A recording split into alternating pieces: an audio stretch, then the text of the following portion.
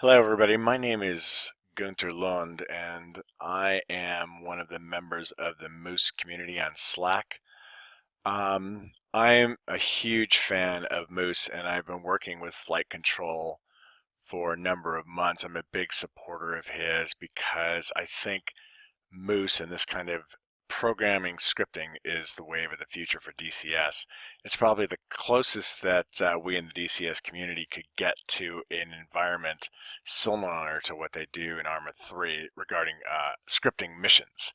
And what I wanted to do is I wanted to show you a mission that I've been working on for quite some time. I use it, for my own pleasure, but I also use it to help teach myself how Moose works, and I've gotten a lot of support from flight control and Delta and the rest of the crew in the Slack community to help make this mission happen.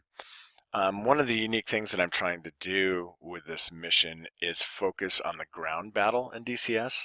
I think the ground capability in this game is somewhat understated. I think there's a lot of potential for the future. I hope DCS will really jump on it and keep this thing going because to me it's a fun thing to do.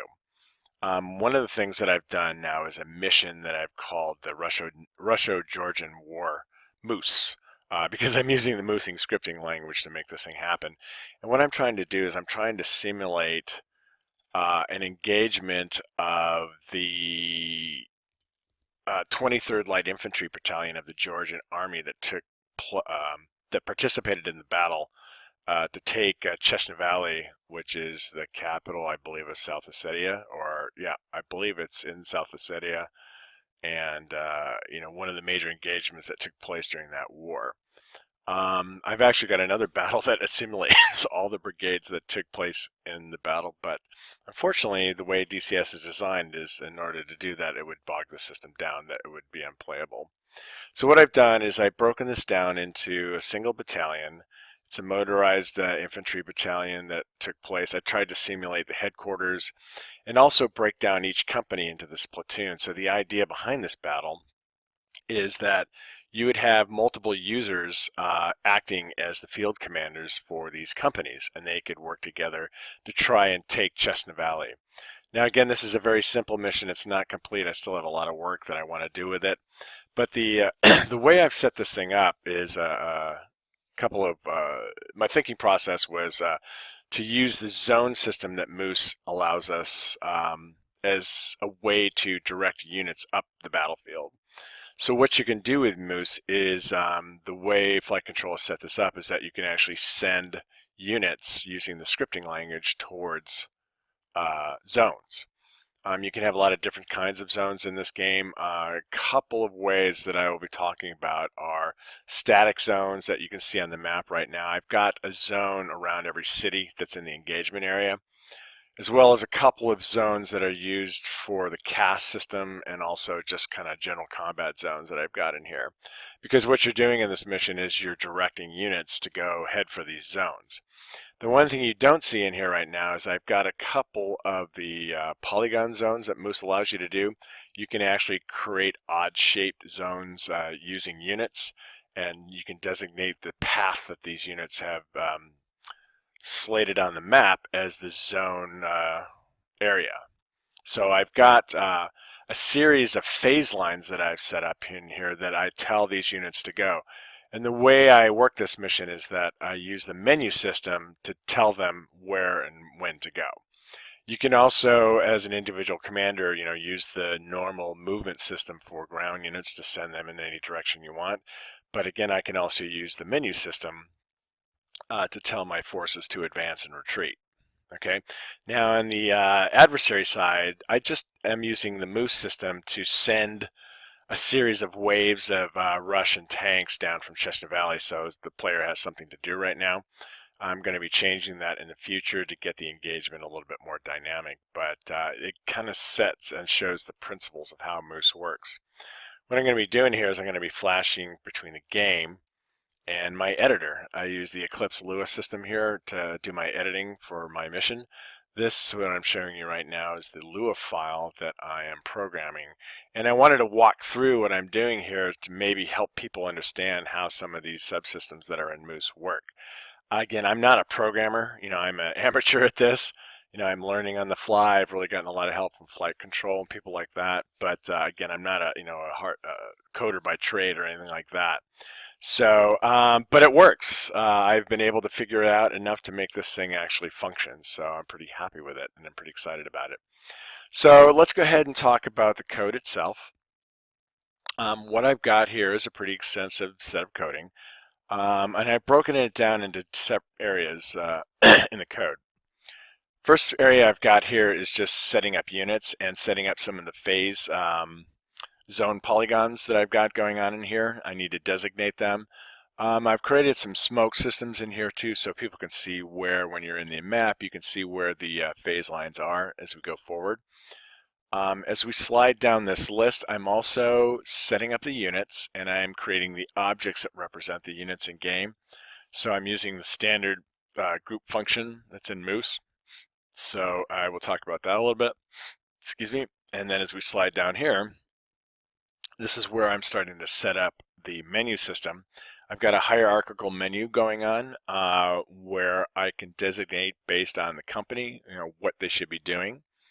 And these menus are also driven off of the role that I'm playing in the game. So for instance, the battalion headquarters, whoever plays the battalion headquarters will get all the menus in this system, where I also have a forward air controller and he can control the air assets. And so a lot of this in here is setting up the menus for the battalion commanders, etc. And down towards the bottom is the system that drives the Russian AI attacking. So this is the adversary sequence. I'm using a spawn scheduler that just does kind of the basic spawning of units that are designated and sends them on their way. Okay, so hopefully that will make some sense. So let's go ahead and start at the top here. At the top, what I'm doing is I'm defining the air assets. I've got 3 groups on the map. They're called Georgian Air Force Attack 1, 2, and a CAS unit. I have to define the object, so I've gone out and searched for that group on the map, and I'm designating the objects as Helo 1 group, Helo 2 group, and Air Group 1. Okay, so that's real basic Moose coding. Next, I'm setting up the phase lines using the polygons. I've got different single units on the map called Company 1 start line, Company 1 phase line 1, 2, and 3. If I look at the map here, I've actually got them hidden in here. Maybe I can find them and show what they actually look like in here in my list. So here they have here. I've got them hidden like now. So let me see if I can unhide that guy. There you go. So you can see right here on the map, this unit here is not actually a functioning unit. This is a unit that's just purely here to designate as a phase line. So that will be a zone that the units will move to. Okay, and that's why I have them hidden pretty much on the map. There's no reason why they need to be seen at all.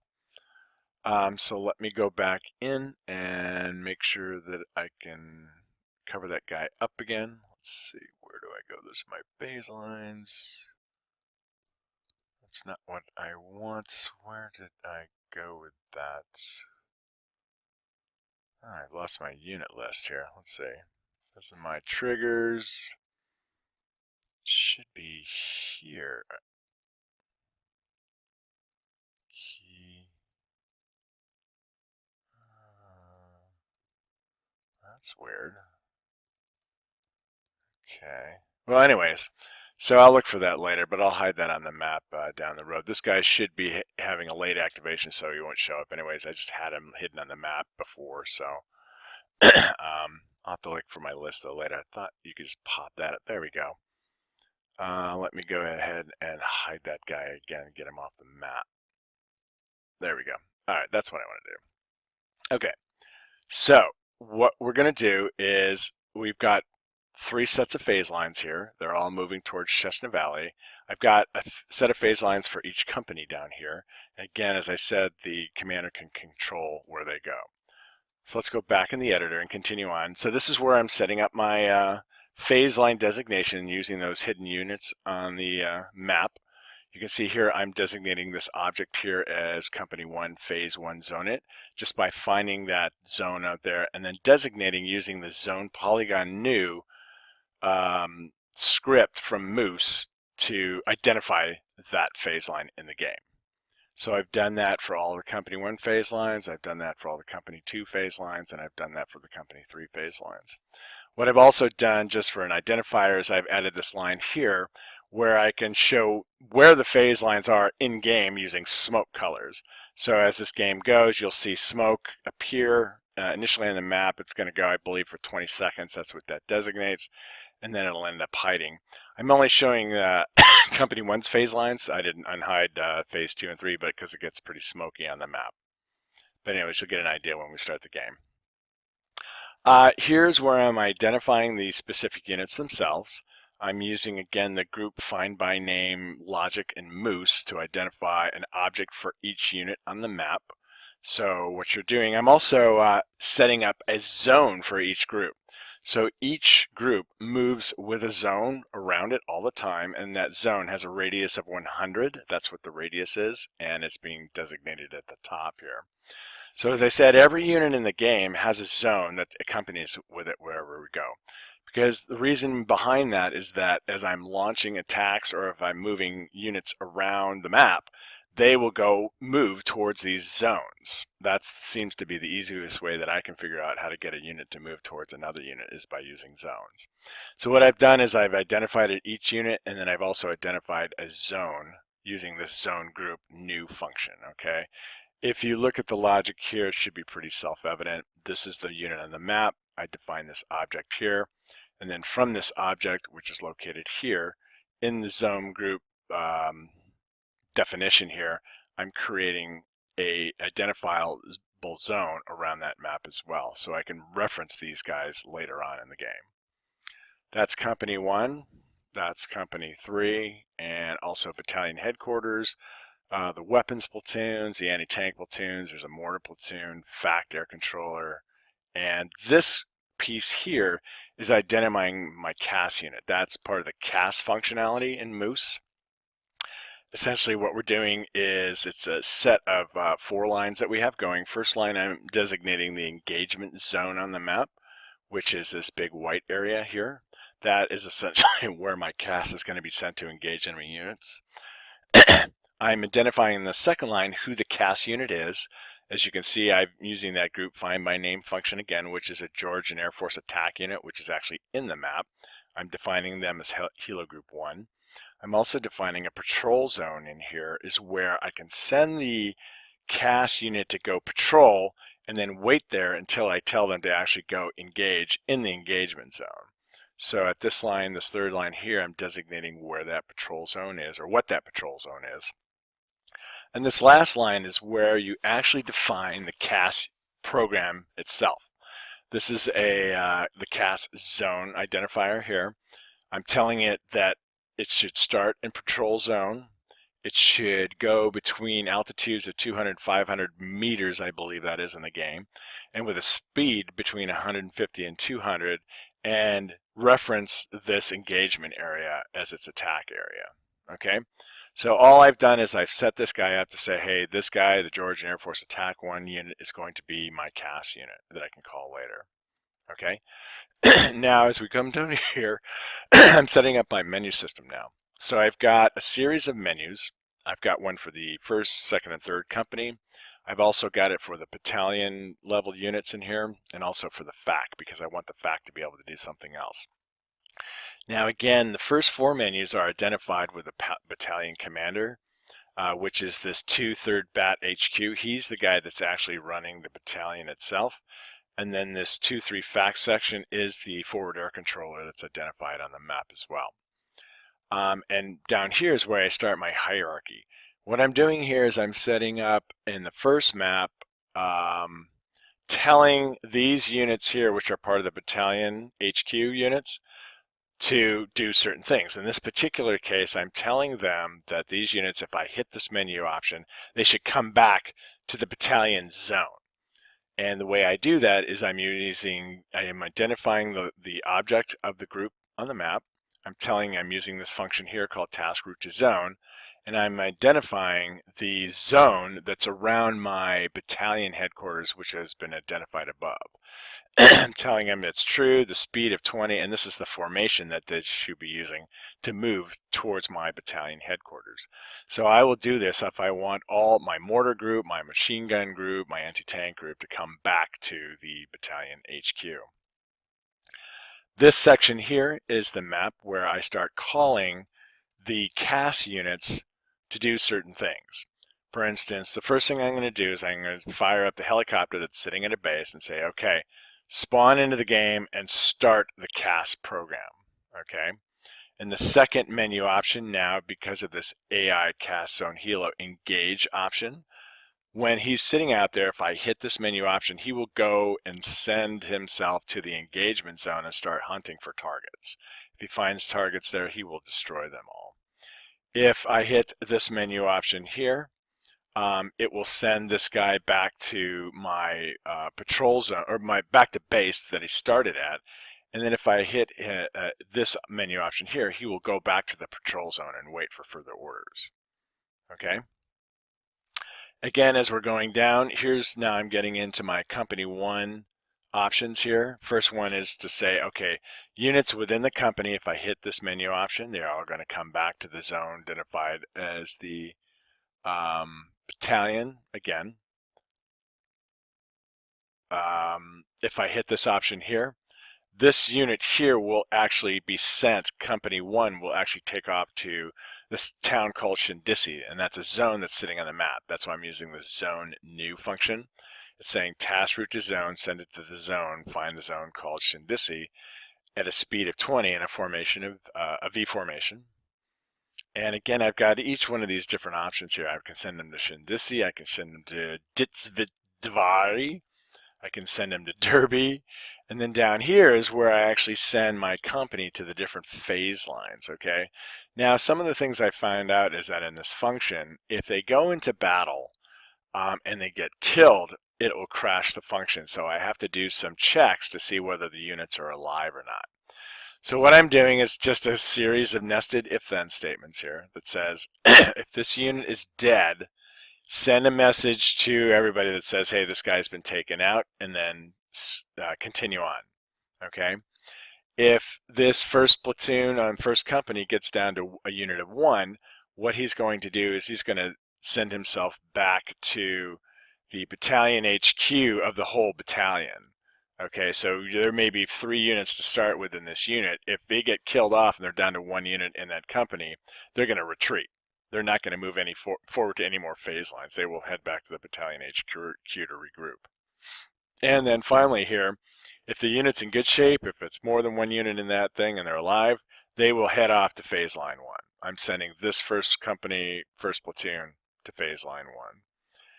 So this is a whole bunch of checks for each one of those units in my game. Now, what will happen down here is, again, there's still a lot to do, because some of the things I need to do is, even within sending these units to return or retreat or send off to Shindisi, I've got to do that if-then checking to see if they're alive. Otherwise, that function for each one of those menu options will crash out. And any unit that exists below the menu item that crashed will not do anything. So they'll just sit there. So again, I've got a lot of menu work to do, but it actually works pretty well. So I've got a menu system for company 1, 2, and 3 that I can send them off to different phase lines or send them to cities or wherever I want to go. One thing that I hope that we can figure out down the road is to get more than one level of nesting in the menu. So for instance, I could say, I want to look at all the cities that I want to send to, and now here's my city list. Go 1, 2, 3, 4, 5. Right now, this is going to be limiting the number of button pushes I can do in the menu system, which is, in my opinion, is not enough. And then as we get down to the bottom down here, now this is where, excuse me, this is where the AI is just functioning. What I've done is I've set up an array called spawn Russian platoon of different units that are actually sitting on the map. They're all hidden, they're way off into the north, out of the line of fire here, but these units are going to be referenced in the scheduler down here as spawn units, okay? I'm also designating the zones that I've put in for each one of these units as targets for these guys to go after. So that's what the attack zone is. And then I've also set up 2 spawn zones where these guys will spawn in from. The spawn zones are located up by Chestnut Valley, so you can see there's a spawn zone there and there's a spawn zone there. Okay. So as this thing gets going in the scheduler, we've got the spawn group. This is where we start the system, and what it'll do is it'll randomly select units out of that Russian platoon to spawn in. So every time I run this, it may not be the same grouping. It's random based on this math option here.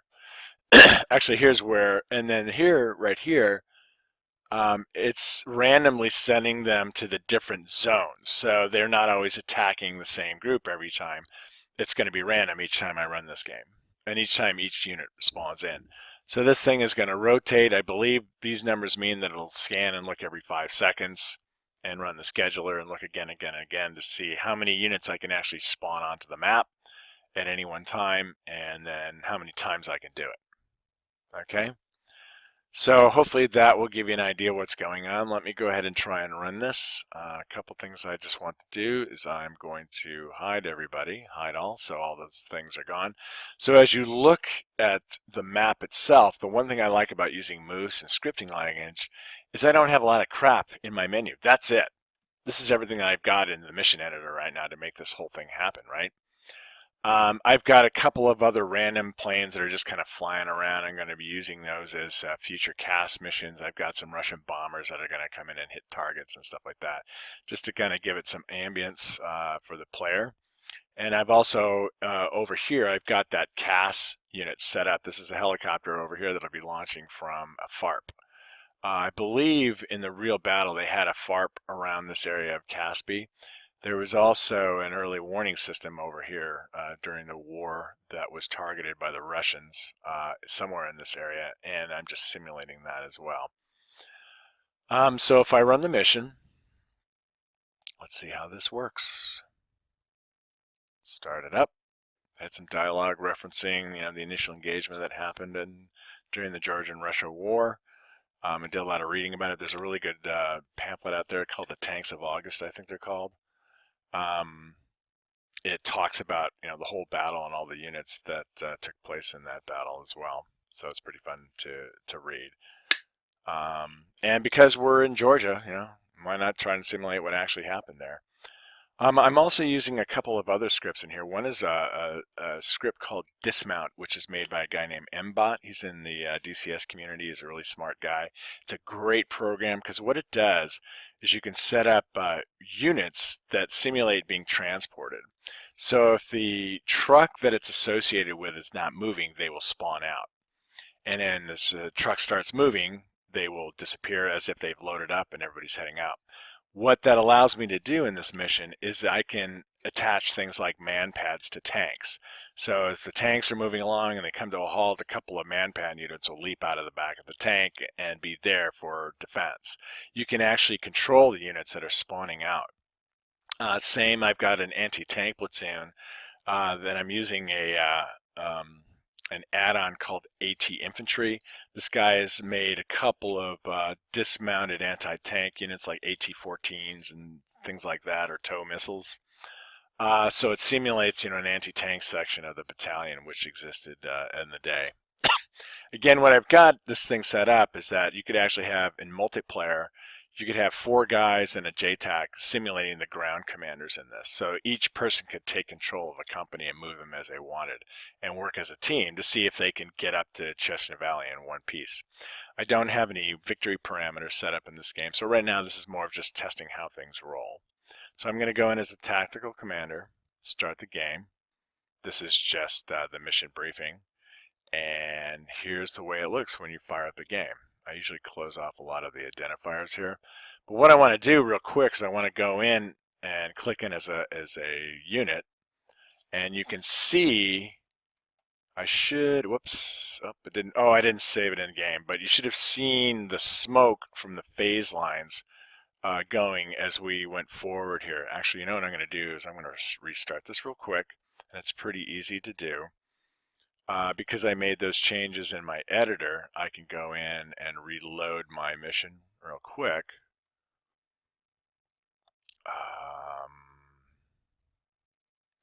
And reload that script and get it into the game again. So just go like that. Got to save it every time. And now let's rerun it again.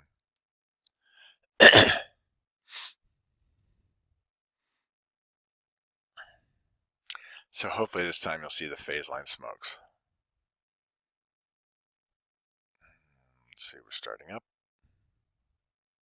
Okay, jumping back in as a player. Kick it. Here's my units again. I'm going to get rid of some of that overhead here. I'll just drop in as any unit here. And there are your phase lines. So this, everything is green. This is company 1. That's my start phase lines. And you can see going forward, I've got phase lines 1, 2, 3. At the top there is Chestnut Valley, and that is their target. All right, so let's go back into game. What I'm going to do is I'm going to go in as the battalion commander here. As you can see, that's who's designated here. I'm actually going to go in as the unit. Now, if I go into the unit itself, you'll see that if I hit the menu option, I'm going to have a big menu at the top here. This is where I can designate companies 1, 2, and 3, and then I can send them on their way to their phase lines just by hitting these menu options. I get all my messaging at the top, and you can see everybody's starting to take off. So I'm going to send each group on its way to its first phase lines, and off they go. So if I go into the map here, you can see now that I've got all 3 companies moving at the push of a button towards their first phase lines. Each has its own grouping. It sends them on their way. And you can see at the top also I've got the adversaries starting to spawn in and heading towards a designated zone that's listed in the map. Right now I don't know which one they're going after, but they're on their way. You can see I've got a set of infantry in here that's heading out. These guys got a long walk ahead of them, but that's okay. This is again for test purposes. But then I've also got a mobile group coming in on the attack here. There you go. And they're heading for targets up ahead. You can see down the map, I've got my phase lines, and this should be a pretty exciting battle. If you put on Fog of War, you won't see any of this stuff, so that will make for more fun as well.